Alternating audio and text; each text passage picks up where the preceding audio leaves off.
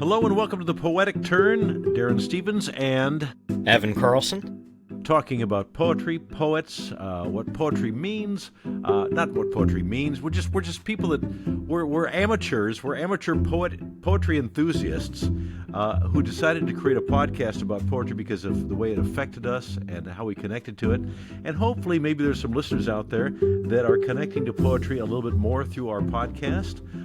You're just like us. You're just a person. If you're listening to this podcast, you're a person that is engaged with poetry, that is finding room in your life for poetry, and that's part of why we're here today. And today, Evan, we have another guest. Yes, indeed. I can say this. My favorite poet, Austin Smith, is here today with us, so that I'm very excited that he is here. He's got we're embarrassing him. Fortunately, we are not doing a video podcast, so you I'm from the Midwest, you know. This is the listeners are not seeing you hiding your face in embarrassment. And so it's incredible. He's got two incredible books of poetry: Almanac, which is the first one I read, which is probably my favorite book of poetry, and Flyover Country, which is also incredible. He's got a poem a day Substack, which has some really terrific poems on there. So that's something y'all can check out as well. But yeah, we're glad to have you. Almanac is now one of my favorite books of poetry, if not the favorite. I loved it, finished it recently. So Evan and I both read all of that book. But what do we say? Austin's poetry comes from a pastoral place. Would you say that, Austin? Is that the impulse or the lifeblood of your poetry? Or talk about that, please. Sure. Well, first, guys, thank you so much for the kind words. Almanac, it's such an old book. It's weird. I had to remind myself of what the Brinkmeyer's poem, which we'll talk about, was. It's like, which one is that? But it's related to your question, Darren, because just briefly, I grew up on a dairy farm in northwestern Illinois. My dad is a poet, and I just happened to grow up amongst a lot of poets, and I think I would have written about rural life regardless, but I think, from a young age, the idea of the rural world and sort of that pastoral life that you mentioned, Darren, was already sort of on evidence for me, just on display with my dad's poems, because he was a dairy farmer for 30 years, and his poems are all from that world and continue to be, even though we sold our farm in 2007. So I will, just to make the answer a little short, to address exactly what you asked, I would say now that I live in San Francisco, my poems have become about many other things. I think I still reach into that Midwestern background always, but I wouldn't say that it's a central concern of my work anymore. And yet, of course, no pun intended, I'll always have roots in that place. And so I always kind of write from that. Mm-hmm. Well, before we get started on really digging into your stuff, I wonder if you could sort of give us a little bit of why poetry. Why should people read poetry? Why is it something good to turn to in our lives for you? Oh, for sure. I think that poems are almost like monologues for the reader. The reader gets to sort of inhabit the poem, whether it be a poem in the voice of the poet or a poem that the poet has written in the voice of another. There's a way in which we kind of act the poem. And I know that, Evan, both of you, I believe, have a history in acting and theater. And I find that, and I notice when I'm reading the poems of others, I really feel like the language is deep in my body, and I feel a certain, almost like I am.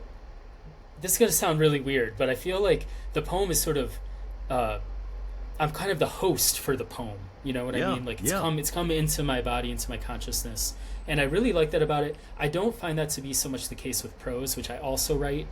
I just, my first love will always be poetry, and I also, last thing is just, I like the fact that poems can feel perfect. There's a famous quote by the poetry critic Randall Jarrell, who says, "A novel is a long piece of prose that has something wrong with it." So I feel like poems often have something wrong with them, especially mine. But Oh. there's a possibility that you could have a poem in which you say to yourself, like, I can't take out a single word. I don't believe that's the case for any novel. So Yeah. those are some of the things I like about poems, to be honest. There's a kind of perfection to poetry. There's a single, it's a contained space, and because language seems more important. I mean, language is important on novels. You read a Nabokov novel, and there's this brilliance on the page on so many novelists, but somehow poems. Perhaps because they're shorter, perhaps because we're meant to listen for the language and the rhythm or the feeling or the evocative nature of them. Perhaps they're more jewel-like and maybe more perfectible, perhaps.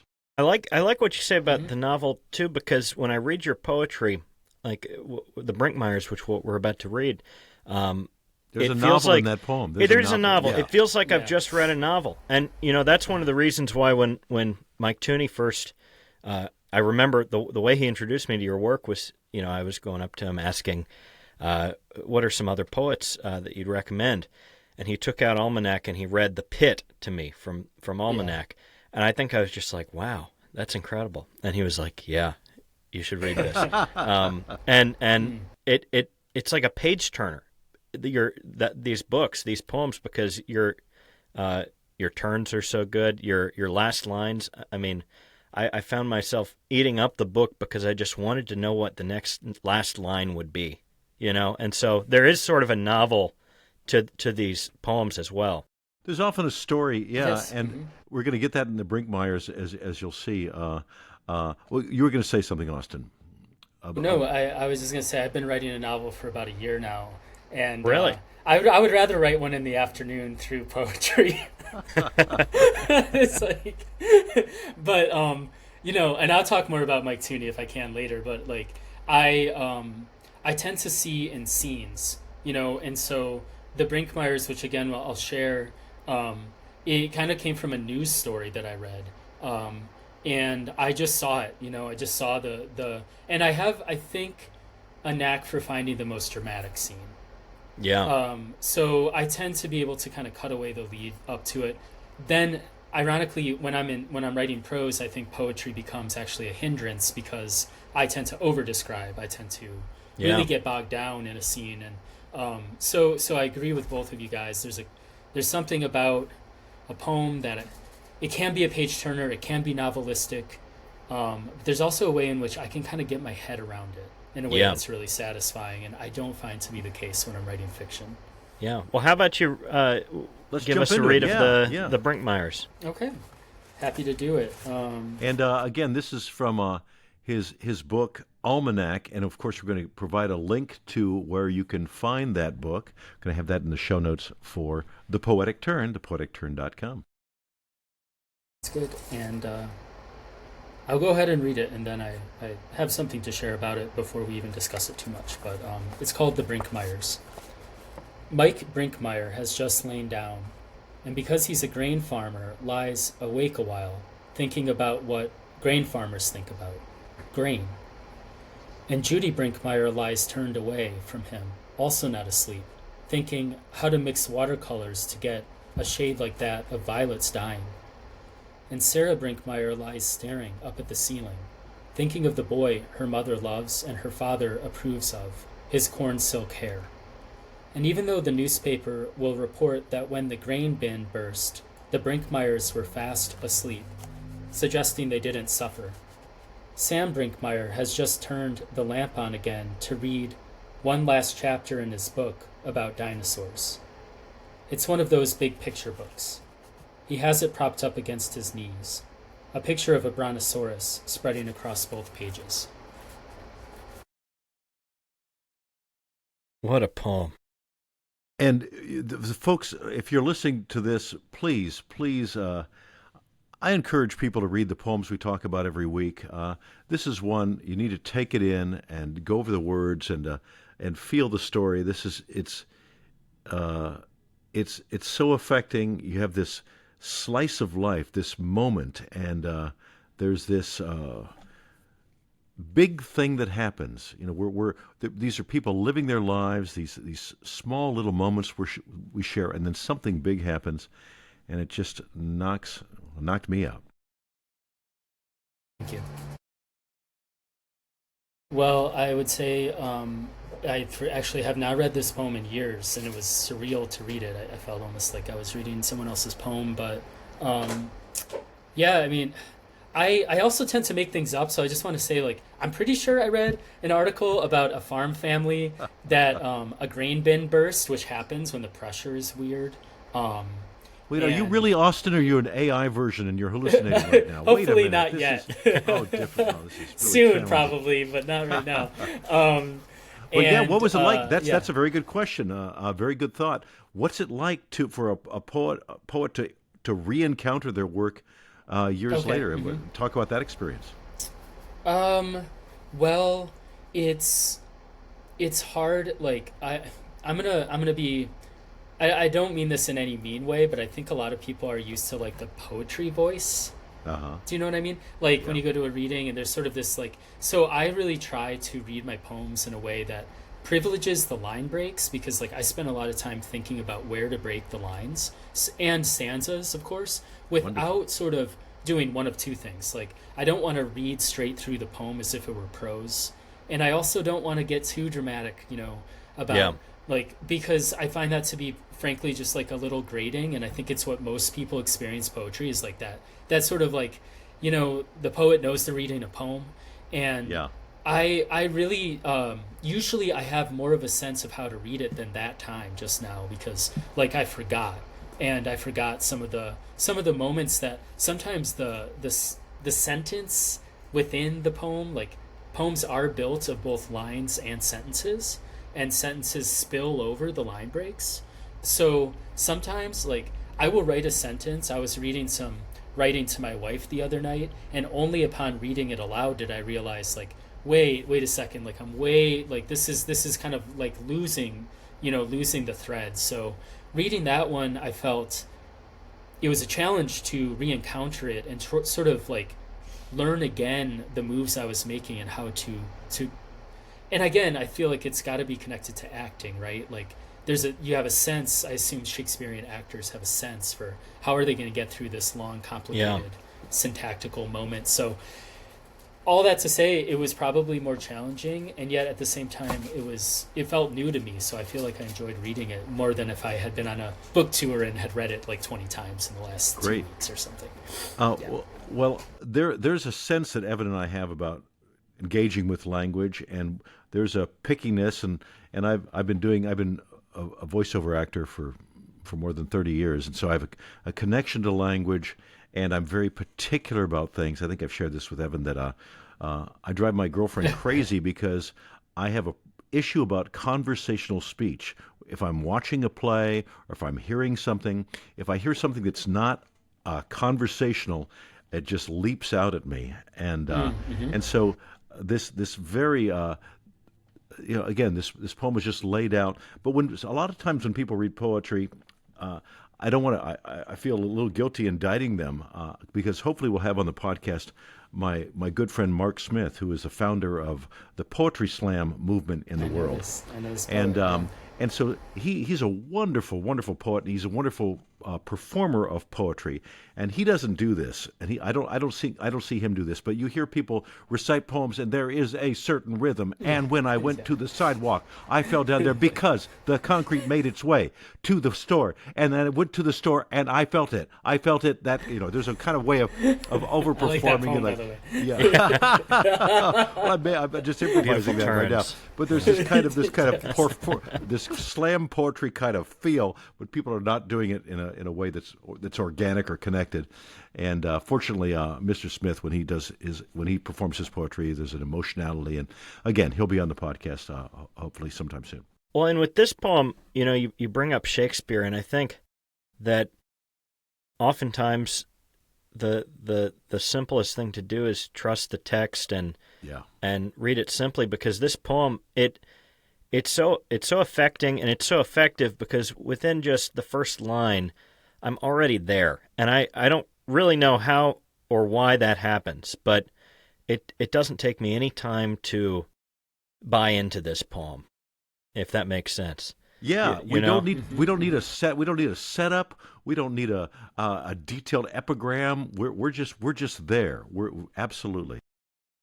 I mean, I don't know. You mentioned, Austin, certain moves that you were making in the poem. Can you speak to that a little more? Because you were saying that you're reading this again and seeing the moves that you made when you first wrote this. Does that have to do with the poetic turn and turning in poetry? What kinds of moves were you making? Yeah, it's actually cool to talk to you guys about such an old poem because I'm almost like thinking about how I would teach it, and like the fact is the poem is in quatrains, so it's in 4-line stanzas, and I think I probably decided because I don't normally write poems with like very like established stanza structures. Like I don't usually do that, and I think I wanted this idea of like containment. Like this idea that the grain bin is like hopefully, right, like contained and safe, and it's their whole life is put up in this grain bin. Like this is their entire year. This is all that they have. This is their entire. This is their wealth, as grain, not in a bank account. And I think that must have been why I chose to write it in quatrains. And then I wanted to spill over, and like the first 3 stanzas end with a period, but then halfway through the poem, the last 3 stanzas, they start to spill over, and the 4th line of each stanza will kind of spill into the first of the next. And I do feel I wanted to kind of document this typical like farm family, right? It's like husband, wife, son, daughter. And I wanted to imagine them just before the grain bin bursts and sort of give them almost immortality, like go back to that moment just before, like keep the moment from happening. Tooney calls it, Mike Tooney, my former professor in Evans as well, in case people are new listeners, calls it the filibuster poem. He taught this to me once, where it's kind of putting off the inevitable, because if the poem reaches it's sort of putting off like the thing that is coming, right? That's so good. Yeah. So that I don't know. I don't know if I had that in mind when I was writing this. For some reason, maybe because I was a farm boy myself, I felt like Sam was the kid I wanted to end the family member I wanted to end the poem with, and I don't know how I came up with the image of this brontosaurus spread across 2 pages.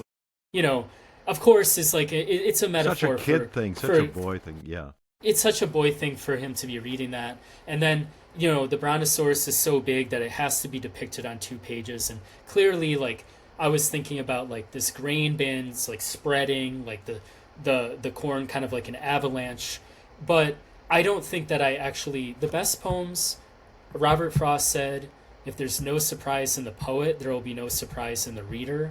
And if you try to orchestrate a surprise, I don't think it works very well. And I know your guys' podcast is all about the turn.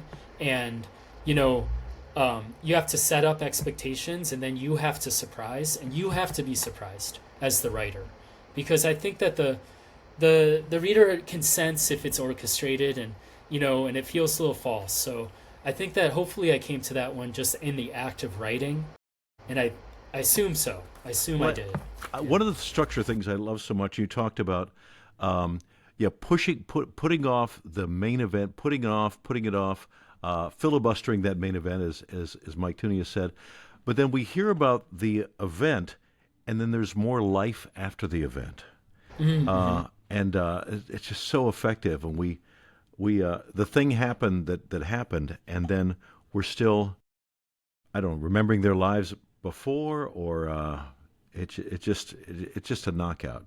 Well, it's the whole idea of a filibuster poem I love, because it's sort of what I think your poems are so good at, which is pushing that to the very end and pushing that turn or that moment of catharsis or whatever. I mean, this poem is so ingrained in me that every time you just offhand said the brontosaurus spreading across both pages, I'd get chills, just because it is that perfect fitting surprise where it's not the image we'd expect this poem to end at, but it's maybe the most devastating ending it could have.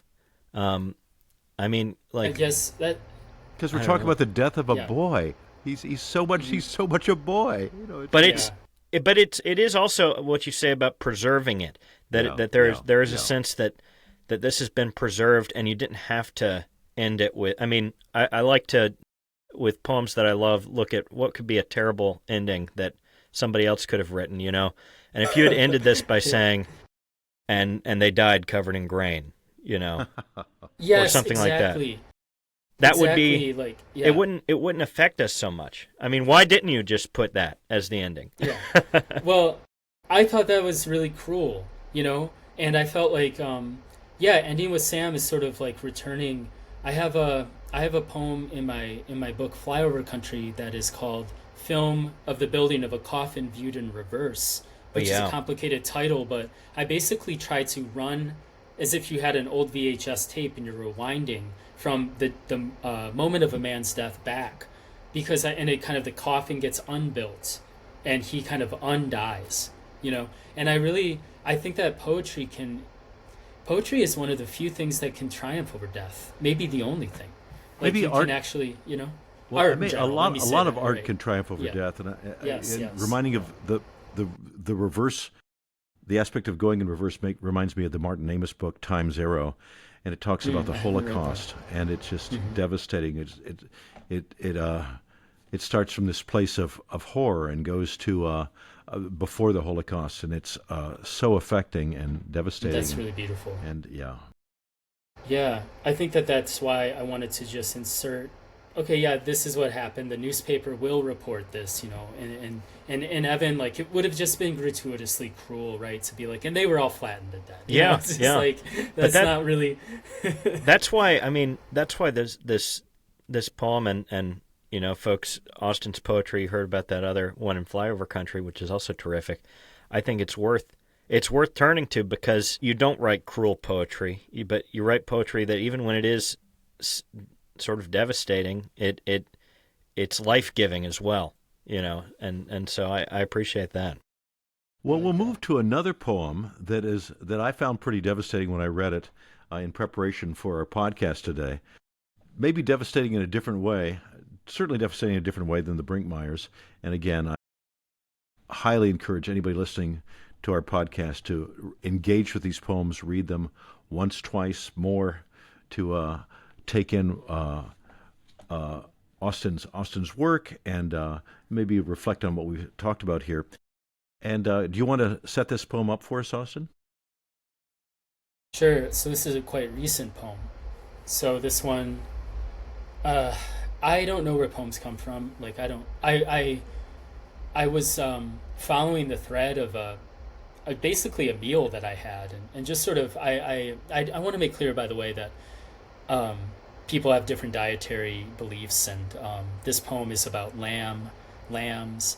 I'm not vegan, I'm not vegetarian, and it's certainly not meant as a screed against those who eat meat, but it was more a reflection upon, well, I'll read the poem and you'll see what I mean, but I just wanted to preface it by saying that it had no intention, and I tend to hopefully never write a poem that has like a particular political or moral intention, because Chekhov said, "My stories ask questions, they don't answer them." And I really prefer to let the reader come to their own conclusion. So I just wanted to mention that was not really on my mind as this poem came into being. And Austin, I've been a vegan for 10 years, and I'm behind you. Okay, Evan, so I love it. That's great. I hope you didn't feel too queasy. No. He's still a fan. He's still a fan, Austin. Still a fan. Okay, good. No, I've read all your stuff. Poems to share with you. It's like, And for those who don't know, Anton Chekhov is a playwright, and people that are theater people and are immersed in Chekhovian work and his plays. He's one of the pillars, one of the icons of world poetry, Anton Chekhov. But let's move to this Austin Smith poem, and go ahead, Austin. okay. So it's called Lambs. Lambs. Eating lamb, I remember the lambs we had for a time. Their mothers were nothing but trouble, but our dad thought we boys would enjoy the lambs, which is just what the waiter said after setting down my plate. I only remember them in winter, in their soft, warm coats. I wonder now, did a zipper zigzag under their bellies, the slider tiny as a grain of rice, by which, could we have found it, we could have undressed them like they were our children, come into the warm house after playing in snow, revealing muscles that fit together like the continents of Pangaea on posters in geography classrooms, or those diagrams on the fly-specked walls of butcher shops, into which lines like arrows are stuck to identify the cuts. Had they been naked, would we still have knelt in fresh straw to embrace them, trying to place our red faces in the way of their black eyes? They never quite looked at us, as if they could sense the intentions of our kind. Chewing, I see their flesh wrapped in fascia, their flayed heads small as those of newborn mice, their coats draped over the bar gate to dry. Finished, I push my plate away. This vision is what I ate. The waiter has to ask twice if I'm finished. I say I'm sorry and that I am. He doesn't know that I'm not there, that I left when he set my plate down for the farm I grew up on in Illinois to try and put a lamb back together. I press the lost piece into the puzzle, then put her coat back on so she stops shivering, lifting each leg to put it through the sleeves, ears over ears, eye holes over eyes, nose over nose. Then I zip the whole thing up tight. She walks away from me trembling, like someone who doesn't quite trust a ladder, but climbs it anyway. While paying the bill, I kneel in straw and gaze past the lambs into the barnyard. Dead farmers are shearing sheep in heaven, snippets of fleece falling from a gray sky, dressing the butchered world in new wool. But where on earth is the loom? I think as humans also we're particularly affected by vulnerable animals, vulnerable baby animals especially. Yes. And there's nothing overwrought or gratuitous or sentimental in your description of this animal, but we just can't help but it's she stops shivering, lifting each leg. We think about a puppy we had or a dog we had who's vulnerable and shivering. We think of any little animal, and so that's why we're kind of wired to take that in a certain way.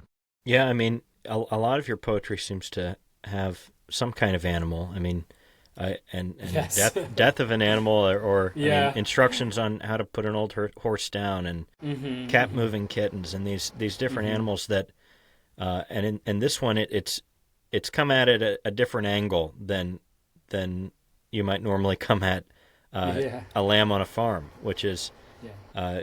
you eating this lamb at a restaurant and being transported back. Now, was this part of your poem a day? Did you write this in one day? How did that work for you? Yeah, so, and thank you for letting me read it, because it's weird. I'm thinking about some of the resonances in the poem. Actually, I had not thought of, but I can talk about those in a second. Absolutely. So just a little bit about I basically lately, probably for the last 2 or 3 years, have kind of stopped sending poems out to journals. To be frank, I don't know why. I just feel like I want a more direct relationship with readers, and so I started a Substack, and I throw lots of poems up there, and I basically write, I guess roughly, as the Substack is called, poem a day. I did try to write one poem a day, and if you do that, you're gonna write so many bad poems. But I feel that the pressure to do so, it does tend to generate some good ones, and I wouldn't have shared this today if I didn't think it was a strong one. And so I did write this in one day. The way I write poems is very different from others that I've talked to about writing poems. So I know that people really worry their poems over months. They'll really, and they might take 4 years to write 10 poems. And I admire that. I think that that's really admirable. But the way it works for me is a kind of feverish, maybe hour or two, where I am like I wouldn't even hear like if a plane crashed next down the road, because I am just, it's the only time I feel fully in the present moment, when I'm Yeah. really engaged with trying to get a poem right. It's a good And reason for writing a poem. Yeah. yeah, it's actually an act of attention. It's a product, but it's a verb too. Like to write a poem is like an act, And Yeah. so I really I really dig into like the, and then I'm like sort of exhausted, and then I post it on the Substack. And then I'm just like, okay. And then like it goes out to like 200 people, and then I immediately get a text from my mom.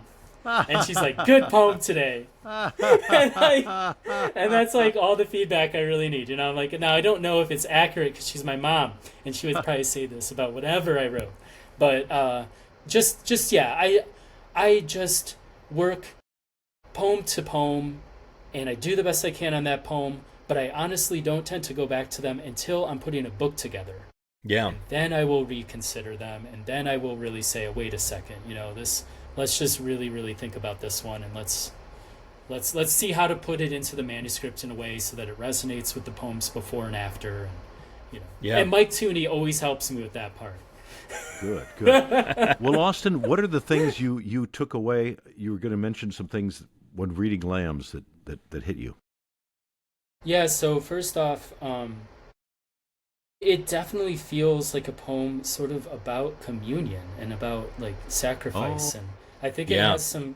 I think it has, and I'm Catholic, and I think it has some imagery there, like Lamb of that God. I mean, yeah, Lamb of God, and I don't think I was actually like explicitly thinking that. Like I literally did have lamb like recently, and I literally was thinking before I started. Oh man, like I don't know, like sometimes lately I'm just like I feel like this poem though is more about complicity. Like I feel, watching the news lately, there's a lot that asks of us, like, okay, like where do we put our attention? Where do we put our energy? And I feel like I don't tend to write a lot about current events, so maybe I approached all this sort of obliquely through, how complicit am I here? And then it's interesting, kind of with the Brinkmeyers, I kind of put the lamb back together, Yeah. And at the end of the poem, I'm trying to get us towards an innocent moment of, the dead farmers in heaven, and the snow is the wool, the fleece coming down, and it's kind of strange, but it also hopefully feels, a little like some reconciliation is happening, some sort of wholeness is being returned to the brokenness. And so I was thinking about that as reading it. I was like, I'm making an effort here to kind of put something broken back together, and I think I do that often, and I think it's for my own emotional like processing of pain and of guilt and of complicity that I do that. So Catholic guilt? Well, yeah, I mean, like I definitely feel like there's a lot of that, and just reflecting what Evan said, there are tons of animals in my poems because obviously I grew up on a farm. We had cows, we had lambs and sheep and cats and dogs. We had like 30 cats, because people would drop them off for like at the end of the lane, and they would multiply like the loaves and fishes. There would be like, suddenly hundreds of them, and then they would all die off. My grandpa called it the great disease of cats would strike, and then the population would decline. So the animals tend for me to be ways to access. I don't want to call them metaphors or symbols because is it a shortcut actually. Is it a shortcut to an emotion, or? One might say like allegory or something. Okay, like I feel like I can access things via like, yes, like somehow the way we treat animals, the way that animals are used, frankly, on a dairy farm. Like I was a beautiful upbringing and I loved it, and yet like yes, we were technically taking milk from like the mother cows. Like that is part of the process, and that has always struck me as both beautiful and weird. So. Yeah. All of that stuff really, really comes up, and Evan, thanks for pointing that out. Like I'm like, wow, it's like a whole menagerie. It's like, Well, yeah, I mean, Noah's Ark. it is, and it's always surprising the ways you use it, and it's really wonderful to experience that. And I mean, you brought up the way you write poetry, and maybe this is a little weird, but I went down to the Poetry Foundation one time because I saw that they had your chapbook.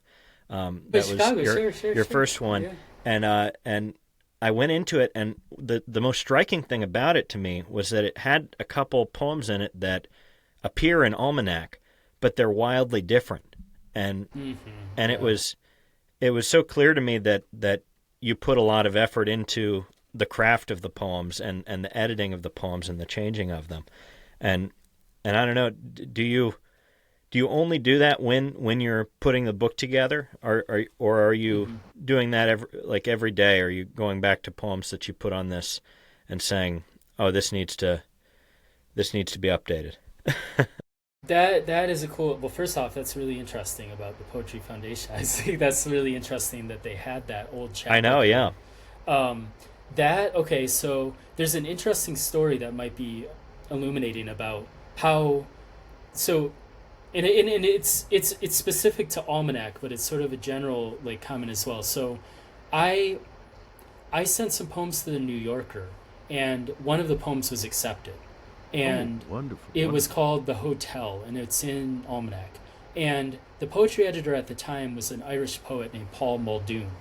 And Muldoon says, hey, I'm taking this poem, and he's Irish, so he said, I'd be keen to see more of his work in a manuscript. So it was the most stressful thing, because I felt like I was preparing a meal for someone, but I didn't know what they liked. I had to figure out. So the pressure to make those older poems work, really, I couldn't not change them.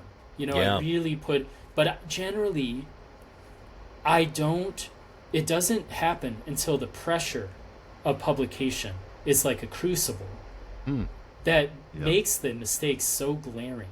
And I know Lambs I haven't really looked at.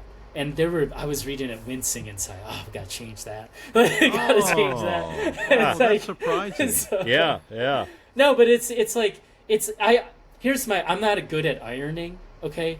But I feel like when you're ironing a shirt and you're ironing out those wrinkles, there's always a couple that pop up. But for the most, eventually you're I can put the shirt on. If I don't eventually, I got to eventually let a wrinkle or two go, but I really have almost a physical, I feel like it's almost like rolling out dough. I'll read the poem over and over and over again until the mistakes are just sort of pressed out of it. So that's how I tend to work, yeah. Well, they typically say writing is rewriting, whether you're writing a book or a play or whatever. So, well, certainly, and we've also used the metaphor of oil painting, that there's always one more stroke you can put on, or one more stroke that you shouldn't have put on. Yeah, but, yes. But poetry, especially the specificity and the detail to create that art. Yeah. Yeah, Can I say one more thing about that? Sorry. Yeah, of course. I remember there's a great poet named Donald Hall, amazing poet. I'd recommend him highly. And he put out, poets will often put out a collected poems at some point, or selected poems at some point in their career, usually when they're further in their career. And he wrote an intro to this book called White Apples and the Taste of Stone. And he defended his decision to revise poems he'd written when he was a young man. And I was I don't know that I agree with that. I'm 43 right now, let's say I'm 60 and I'm looking back at Almanac, I would rather those poems just stay how they are, I would rather sort of let them be.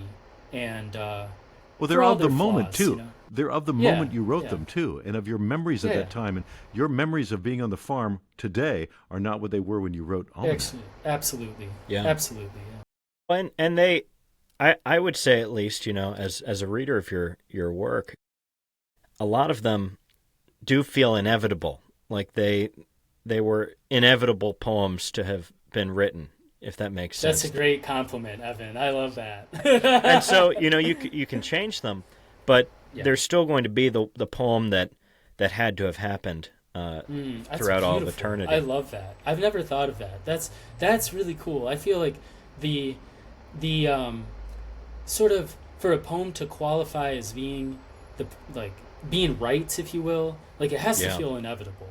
like it does. And, Yeah. and like I read a poem, I can't recall which one it was, to my wife the other night by another poet, not my own, that I was like, this could not be any different. Like this has to be. Like, Yeah. And I love those poems that feel inevitable. Almost like Michelangelo said that they said, how did you carve David? And he was like, I just carved away everything that wasn't David. Yeah. And it's just like that feeling that it's just Yeah. there, and it's got the solidity of something that's permanent. It's hard to believe. I love It's hard to believe that Michelangelo quote, but certainly. Well, I like it anyway. I love it anyway. Yeah. I think once you've gotten through the work of it, though, and you look at it, because I'm sure he was like, how did I do that? Yeah, like this know? is my answer. I'm gonna settle for this one. Yeah. Well, and there's something that takes over a poet or an artist, or I've done a lot of long form improv, and there was a group I was with years ago that did these spoofs of classic stuff. We did one of the things I did most often was a thing called Cast on a Hot Tin Roof, which was a Tennessee Williams parody, and we'd take audience suggestions and do an hour-long Tennessee Williams play, and it was really fun, really enjoyable. And then I'd see that group do another performance, and I'd be in the audience. I'd say, "Oh man, I could never do that. That was so brilliant. How'd they come up with that?" And 2 nights before, I had done that myself. It's hard to countenance how something arises. Wait, did I write that? Man. Yeah, it's mysterious, isn't it? Well, I know we don't have a ton of time left, but I was wondering if I could change things up a little and read one more of your poems. Evan, there are rules to the poetic turn, and we've established them from time immemorial in these last, like 7 weeks. Well, we're getting, a lot of the stuff that we're looking at has been a little more. I don't want to say darker, but there's one that it's like my party trick poem, and anytime I'm at a thing, I read it at Darren's winter solstice party. And it's just a very, I don't know, it's a poem that always meets me at whatever time I'm in. It's called My Grandfather's Level, which you wrote from your poem a day thing. If I could read it, and yes, please. Maybe we can finish things up. Absolutely. My Grandfather's Level by Austin Smith. My grandfather's level tells me we live in a crooked world. I set it on the kitchen table, and the bubble bobs to one end of its glass tube. I set it on the windowsill, and it floats to the other, like someone in the throes of a hard decision. I hold it up to the horizon. Not even the prairie is flat these days. Finally, I balance it on my palm until the bubble is centered between the hash marks. Through this old tool, my grandfather is telling me that the straightening out of this crooked world is in our hands.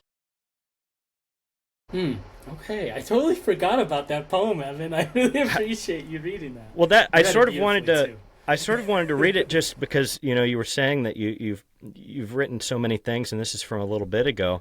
I mean, what is that like to experience a poem like that? Do you still get surprised by your poems at the end?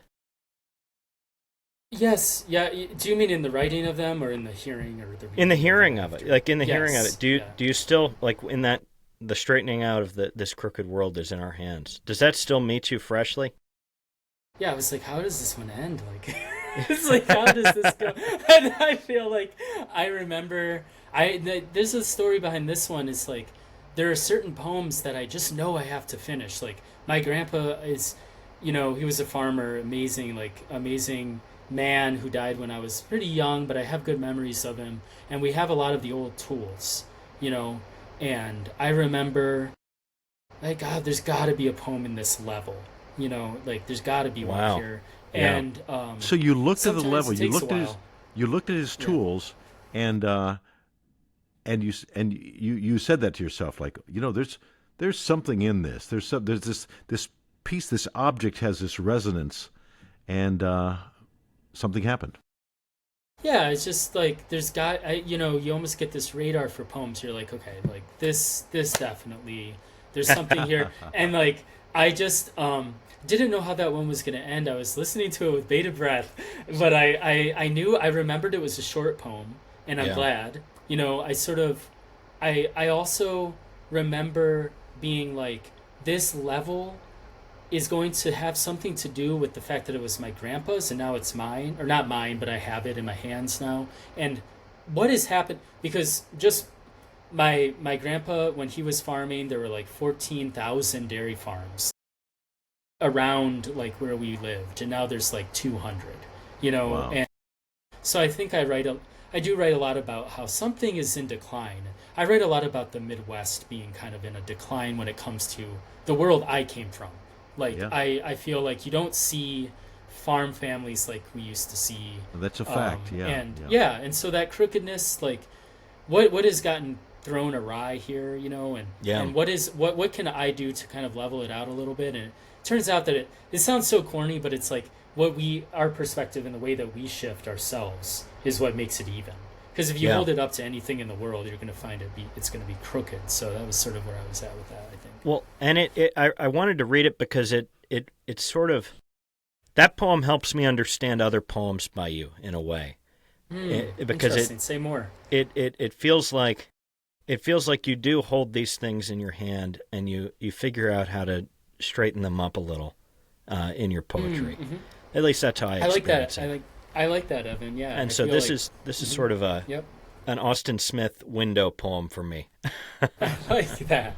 Yeah. Yeah, I like that. You know, I do feel like there's a corrective nature to writing a poem. Like, maybe it's not changing anything external, but it tidies things up for me. It helps me to, I don't know, Make sense of cleans the up world. my inner life. Yeah, it makes sense of the world. Yeah. Yeah.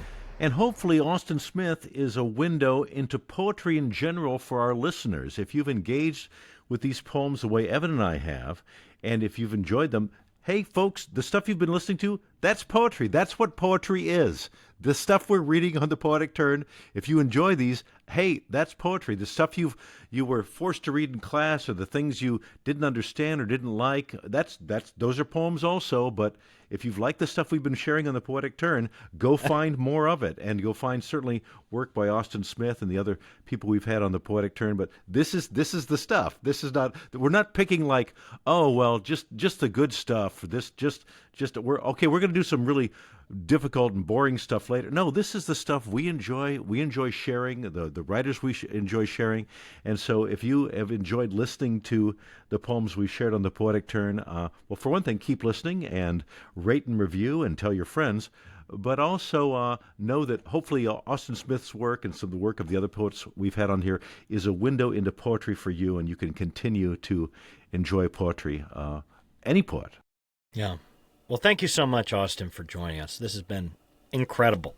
Highlight of my year. Yeah. Oh my gosh. Same, Evan. And I just want to say you guys are awesome for doing this. And if I can just leave you with a quote by John Keats, because Toonie is a Wonderful. huge fan of Keats. But Keats in a letter says, "Poetry requires no working out.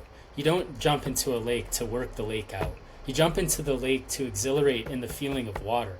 And I feel like we definitely make students and anybody who encounters poetry feel dumb. You know, it's like some kind of puzzle that they have to figure out, or some math equation. Like, I just didn't grow up that way. You know, I grew up watching people like just crying in the audience when my dad was reading, because he was reading poems about their lives. You know, there were farmers in the crowd that he was reading to about their existence. And so I really don't have a lot of tolerance for this high, like the kind of the idea that like poetry is above certain people's heads. And I've encountered this idea a lot, and I just really appreciate you guys. You guys are really like showing how accessible and enjoyable, and it doesn't have to feel like a strain. And I just think it's a great mission, and I think it's a great podcast, and I'm super honored to have been part of it. So yeah, thank you for talking with me. Well, thank you. Well, I really thank do you, appreciate and thank you for your lovely work. And